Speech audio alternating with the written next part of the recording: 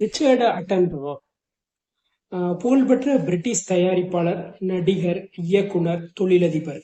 இவர் வந்து பாத்தீங்கன்னா ஆகஸ்ட் 29ஆம் தேதி 1923 வந்து இங்கிலாந்துல இருக்க கேம்பிரிட்ஜ்ல வந்து பிறந்தாரு. பெற்றோர் வந்து பாத்தீங்கன்னா ஃப்ரெடரிக் அட்டன்பரோ. இவர் வந்து ஒரு கல்வியாளரும் கூட. இவங்க அம்மா பேரு மேரி கிளக். இவர் கூட வந்து பிறந்தவங்க வந்து பாத்தீங்கன்னா 2 சகோதரர்கள். கேம்பிரிட்ஜ்ல வந்து கிளேர் கல்லூரியில வந்து படிச்சிருக்காரு. வயதுல வந்து விமானப்படையில வந்து பணியாற்றுறாரு. விமானப்படையில வந்து பாத்தீங்கன்னா பணியாற்றப்பே வந்து இவர் வந்து பல சாதனைகளை வந்து புரிஞ்சிருக்காரு. படையில இருந்தப்ப வந்து பாத்தீங்கன்னா ராயல் ஏர்போர்ட்னு சொல்லி ஒரு சினிமா தயாரிப்பு குழு வந்து அங்க இருக்கு, புதிதா உருவாக்கியிருக்காங்க. அதுலயும் இவர் வந்து பணியாற்றியிருக்காரு. இதுதான் வந்து அவர் வந்து சினிமாவுக்கு வர்றதுக்கான முக்கியமான அடிப்படை காரணம். கிறிஸ்டியோட த மவுஸ் ட்ராப்னு சொல்லி ஒரு நாடகத்துல வந்து நடிச்சிருக்காரு. இந்த நாடகம் வந்து நீண்ட ஒரு தொடர் நாடகம். இந்த நாடகத்துல நடிச்சதான் இவருக்கு ஒரு நல்ல பேர் கிடைக்குது. இது மூலமா வந்து இவர் சினிமாவுக்குரிய வாழ்க்கையில வந்து ஒரு தொடர்பு வந்து கிடைக்குது. 1950 இருந்து பிரிட்டிஷ் படங்கள்ல வந்து நடிக்க ஆரம்பிக்கிறாரு. Private Progress, I am all right ஜாக்ன்ற ஒரு 2 நகைச்சுவை படங்கள் தான் இவருடைய ஆரம்பகால படங்கள்ல நடிக்கிறாரு. அதன் மூலமா இவருக்கு ஒரு நல்ல ஒரு அங்கீகாரம் கிடைக்குது.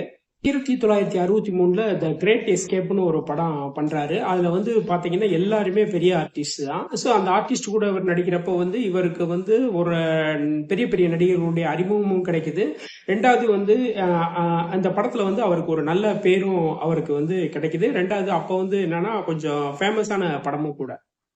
1965ல வந்து த ஃபிளைட் ஆஃப் த ஃபோனிக்ஸ்னு சொல்லி ஒரு படத்தில் நடிக்கிறாரு. அந்த படத்தில் நடிச்சதுக்காக அவருக்கு கோல்டன் குளோப் விருது, சிறந்த துணை நடிகருக்கான கோல்டன் குளோப் விருது வந்து கிடைக்குது. அட்டன்புரோ வந்து இயக்குன படங்கள்ல வந்து முக்கியமான படம், அதாவது வந்து ஒவ்வொரு படத்துக்கு இடையிலயும் 10 வருஷம் கேப் இருக்கு. அதாவது 1972ல வந்து வின்ஸ்டன் சர்ச்சில பத்தி ஒரு படம் வந்து டைரக்ஷன் பண்றாரு. யங் வின்ஸ்டன் சொல்லி அந்த படம். அது வந்து வின்ஸ்டன் சர்ச்சிலோட அடிப்படையாக கொண்ட அவருடைய போர் வாழ்க்கை முறை இதை பத்தி அடிப்படையாக கொண்ட ஒரு படம். 1982 வரை அவருடைய பேர் இருக்கும், அதுல எந்த ஒரு டவுட் இல்ல.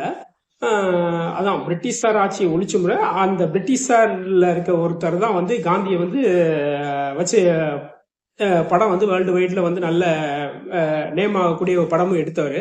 அடுத்து வந்து பாத்தீங்கன்னா 1972 வின்ஸ்டன் சர்ச்சில பத்தி, 1982 காந்தி, மகாத்மா காந்தி வச்சு காந்தின்ற பேர்ல வந்து படம் எடுக்கிறாரு. ஸோ கிங்ஸ்லி வந்து நல்ல பென் கிங்ஸ்லி வந்து என்னன்னா அந்த காந்தி தோற்றத்துக்கு மிகவும் கஷ்டப்பட்டு உருவாக்கி தான் பண்ணியிருப்பாரு. ஸோ அடுத்து வந்து பாத்தீங்கன்னா 10 வருஷம் கழிச்சு வந்து சாப்ளின் படம். ஸோ சாப்ளினை வச்சு படம் பண்ணியிருப்பாங்க. நீங்க கரெக்டா ஒவ்வொரு 10 வருஷத்துக்கும் அவருக்கு வந்து கரெக்டா பிளான் பண்ணி தான் பண்றாரு. அதாவது ஒரு பெரிய ஒரு மதிப்பு வாய்ந்த ஒரு தலைவரை பத்தி இருந்தா ஃபுல் பேக்ரவுண்டு பயோகிராஃபில இருந்து எல்லாம் சலிச்சு சலிச்சு சலிச்சு பத்தி எடுத்தவர்னா இவரை சொல்லலாம். 1992ல வந்து சாப்ளின் படம் வந்து என்னன்னா ராபர்ட் ஜான் ஜூனியர் வந்து நடிச்சிருப்பாரு. நீங்க வந்து பாத்தீங்கன்னா செதுக்கி செதுக்கி தான் அவருடைய படங்கள் எல்லாம் பாத்தீங்கன்னா ஒரு ரெஃபரன்ஸோட செதுக்கி செதுக்கி தான் இருக்கும். அவர் எடுத்த படங்கள் எல்லாமே வந்து ஓரளவு நல்ல ஃபேமஸான படங்கள் கூட. இருக்கிற எல்லா அவார்டு, முக்கியமான அவார்டு எல்லாத்தையும் அவர் வந்து வாங்கியிருக்காரு. ஆஸ்கர் அவார்டுல இருந்து கோல்டன் குளோப்ல இருந்து எல்லாமே அவர் வாங்கியிருக்காரு. இவர் வந்து உங்களுக்கு டக்குன்னு அடையாளம் வரும்னா ஜுராசிக் பார்க்ல வந்து அந்த பெரியவர் கண்ணாடி போட்டுட்டு கைத்தடி வச்சுட்டு வருவார்ல, ஸோ அவர் தான் அட்டன்புரோ. நேரு, படேல், கோகலே, அதாவது என்ன சொல்றது, ஜின்னா கேரக்டர், இப்படி ஒவ்வொரு கேரக்டர் வந்து செதுக்கி தான் பண்ணியிருப்பாங்க. யூஸ்வல் கமர்ஷியல் படமா இருக்காது. ஒரு படம்னா அதுக்கான பேசிக் வந்து ஒரு வரலாற்று அடிப்படையில பண்ணியிருப்பாங்க. ஸோ அதுக்கான பட்ஜெட்ன்றது விஷயம் பெரிய விஷயம். சும்மா வந்து அசால்ட்டா நம்ம வந்து பண்ண முடியாது. ஏன்னா வந்து என்னன்னா வேர்ல்டு வைடு போடுன்றப்ப அதுக்கான விஷயங்கள்லாம் இருக்குல்ல.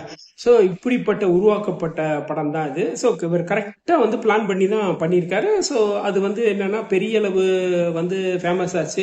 இவருக்கும் ஒரு நல்ல அங்கீகாரத்தை ஆஸ்கார் அவார்டுலயும் ஒரு நல்ல அங்கீகாரத்தையும் கொடுத்தது.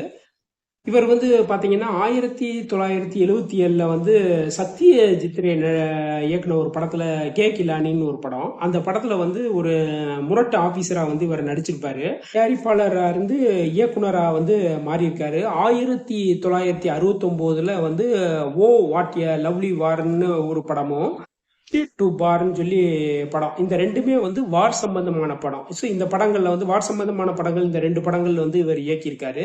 இவர் படமே வந்து பாத்தீங்கன்னா அவருக்கு வந்து ஒரு நல்ல பேர் சொல்ற ஒரு படமும் கூட. 1993 இவர் ஜுராசிக் பார்க்ல நடிக்கிறாரு. ஏற்கனவே வந்து இவருக்கு சினிமா இண்டஸ்ட்ரியில ஏற்கனவே ஒரு நல்ல புகழ், ரெண்டாவது மணி, இவர் ஒரு தயாரிப்பாளர், நடிகர், இயக்குனர், ஒரு தொழிலதிபர்ன்ட்டு ஒரு நல்ல இந்த ஜுராசிக் பார்க் படம் வந்து பாத்தீங்கன்னா பெரிய எதிர்பார்ப்பு. 1993 ரிலீஸ் ஆச்சு. இவருக்கு மேலும் ஒரு நல்ல புகழை கொடுத்தது. 1981 இருந்து 1992 வரை வந்து என்னன்னா பிரிட்டிஷோட திரைப்பட சங்கத்துல வந்து தலைவரா வந்து பணியாற்றிருக்காரு. செல்சியா கால்பந்து கழகத்துல வந்து 15 ஆண்டுகளுக்கு மேல வந்து தலைவரா வந்து இருந்திருக்காரு. இவர் வந்து ஒரு கால்பந்து பிரியரும் கூட.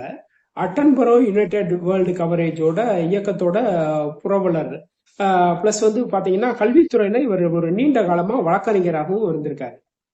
இவருடைய வாழ்க்கையில வந்து மறக்க முடியாத நாள்னா இந்தியாவில் வந்து சுனாமி வந்த நாள் 26 டிசம்பர். இந்த 26 டிசம்பர்ல வந்து பாத்தீங்கன்னா இவருடைய மகள், இவருடைய மாமியார், அப்புறம் வந்து பாத்தீங்கன்னா பேத்தி, இவங்க 3 பேரும் வந்து தாய்லாந்துல வந்து காவ்லாக்குன்ற ஒரு இடத்துக்கு வந்து போறாங்க. தாய்லாந்துல சுத்தி பார்க்க போயிருக்காங்க. அங்க வந்து என்னன்னா இங்க சுனாமி ஏற்பட்டோம்னா அதோட அதிர்வலைகள் வந்து பக்கத்துல இருக்க எல்லா நாட்டோட அந்த கடற்கரை பகுதியெல்லாம் சேர்ற மாதிரி. அப்ப தாய்லாந்துல இவங்க காவ்லாக்குன்ற அந்த இடத்துல வந்து சுனாமில சிக்கி வந்து இவங்களுடைய நெருங்கிய உறவினர்கள் 3 பேர் வந்து இறந்து போனாங்க. அது இவருடைய வாழ்க்கையில வந்து மறக்க முடியாத நாள். மறைவுக்கு பிறகு வந்து பைன் அவுட் ஸ்டூடியோ வந்து என்னன்னா அங்க இருக்க ஒரு மேடைக்கு இவருடைய பேரை வந்து வச்சிருக்காங்க. இவருடைய வாழ்க்கையில வந்து ஒரு தயாரிப்பாளரா வந்து 13 படம் பண்ணியிருக்காரு. 12 படம் இயக்கியிருக்காரு.